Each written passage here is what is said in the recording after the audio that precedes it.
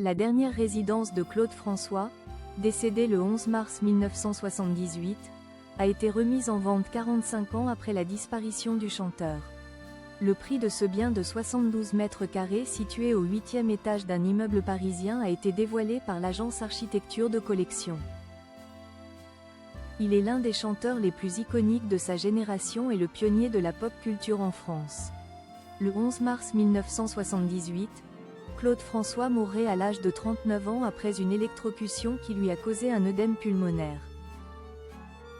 Le chanteur laissait derrière lui sa dernière compagne, Kathleen Jones, ainsi que 2 enfants, Claude François Jr., surnommé Coco, et Marc, fruit de son histoire d'amour avec Isabelle Forêt.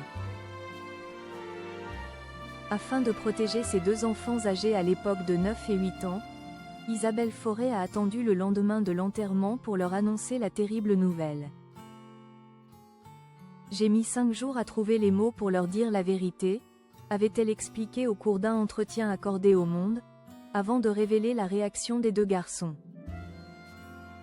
Claude s'enferme dans un placard pour pleurer et Marc frappe un arbre en hurlant jusqu'à avoir les poings en sang. « C'était terrible », avait-elle continué. Le dernier appartement de Claude François de nouveau en vente. 45 ans après la disparition de Claude François, sa dernière résidence a été remise en vente, a révélé l'AFP samedi 7 décembre. Ce bien mythique de 72 mètres carrés, situé dans le 16e arrondissement de Paris, offre une vue imprenable sur la capitale. Loft composé d'une chambre et d'une salle de bain, et permet également un accès à un toit-terrasse privatif de 62 mètres carrés au 10e étage. Sur la façade de l'immeuble, une plaque a par ailleurs été installée en hommage à l'artiste disparu. Le lieu a cependant été modifié après sa disparition en 1978, cuisine et salle de bain ont été déplacées.